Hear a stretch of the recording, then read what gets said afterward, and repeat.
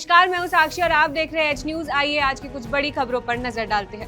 प्रधानमंत्री मोदी के उज्बेकिस्तान दौरे की तैयारी। उज्बेकिस्तान के विदेश मंत्री ने कहा कि उनका भारत दौरा प्रधानमंत्री नरेंद्र मोदी की प्रस्तावित उज्बेकिस्तान यात्रा की तैयारी के लिए है।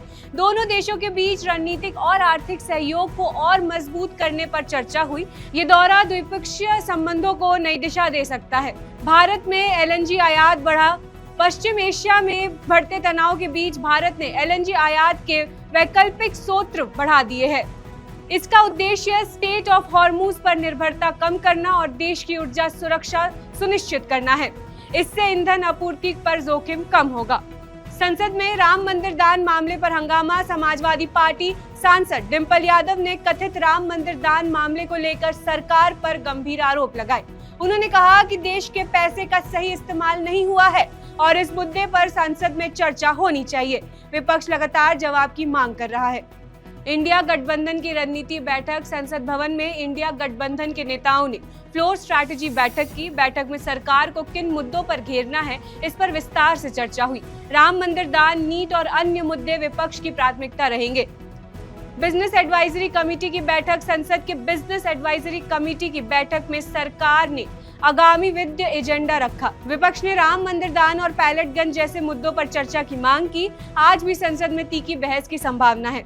संजय राउत का पीएम मोदी पर हमला। शिवसेना नेता संजय राउत ने कहा कि हालिया उपचुनाव परिणामों से प्रधानमंत्री मोदी की लोकप्रियता प्रभावित हुई है। उन्होंने इसके पीछे राम मंदिर दान विवाद और नीट पेपर लीक जैसे मुद्दे को जिम्मेदार बताया।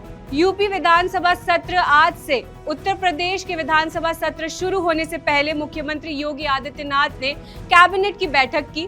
बैठक में अनुपूरक बजट को मंजूरी दी गई। सरकार आज विधानसभा में सप्लीमेंट्री बजट पेश करेगी। झारखंड में परीक्षा विवाद पर आंदोलन तेज। परीक्षा में कथित अनियमितताओं के खिलाफ छात्र का आंदोलन जारी है। आज विरोध मार्च निकाला जाएगा, जबकि 5 छात्र भूख हड़ताल पर बैठ गए हैं। छात्र निष्पक्ष जांच की कार्रवाई की मांग कर रहे हैं। फरीदाबाद में एक महिला शिक्षिका पर हमला। फरीदाबाद के एक महिला शिक्षिका पर नकाबपोश युवक ने चाकू मार हमला किया। आरोपी पहले से बिल्डिंग की लॉबी में छिपा हुआ था। पुलिस मामले की जांच कर रही है। टीवीके की उद्यनिता स्टालिन के खिलाफ शिकायत। तमिलगा वेत्री कड़गम ने उद्यनिता स्टालिन के बयान को लेकर राष्ट्रीय महिला आयोग में शिकायत दर्ज कराई है। पार्टी ने बयान को महिलाओं के सम्मान के खिलाफ बताया है। ट्रंप प्रशासन पर 25 राज्यों का मुकदमा। नए टैरिफ को अदालत में चुनौती। अमेरिका के 25 राज्यों ने राष्ट्रपति डोनाल्ड ट्रंप के नए आयात शुल्क टैरिफ के खिलाफ अदालत का रुख किया है।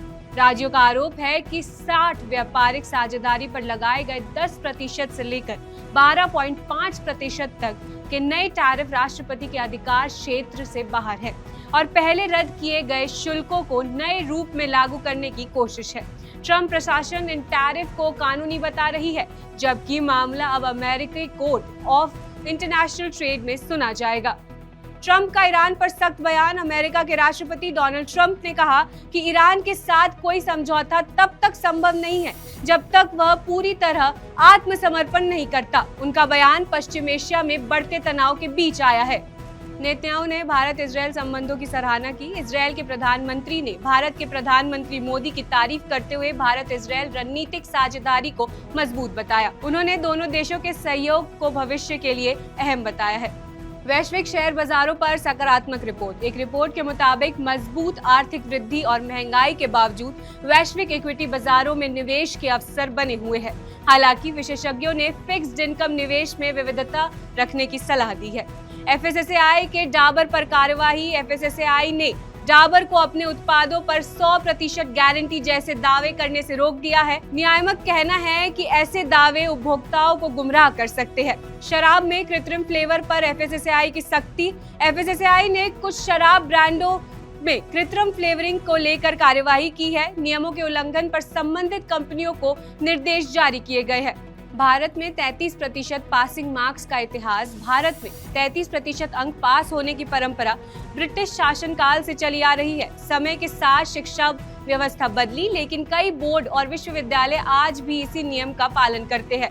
दिल्ली यूनिवर्सिटी की दूसरी सीट आवंटन सूची जारी। दिल्ली विश्वविद्यालय ने दूसरी सीट सूची जारी कर दी है। इस चरण में 24,000 से अधिक नए छात्रों को प्रवेश मिला है।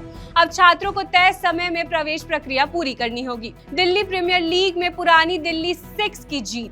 देव लाकरा की तेजी बल्लेबाजी और अनुज रावत की शानदार पारी की बदौलत पुरानी दिल्ली 6 ने 181 रन का लक्ष्य आसानी से हासिल कर लिया है। लश्कर आतंकी का बड़ा खुलासा राष्ट्रीय जांच एजेंसियों के सामने। लश्कर-ए-तैयबा के एक आतंकी ने प्रतिबंध संगठनों के सदस्य की लक्ष्यता, हत्याएं और उससे जुड़ी अहम खुलासे किए हैं। मामले की जांच अभी जारी है।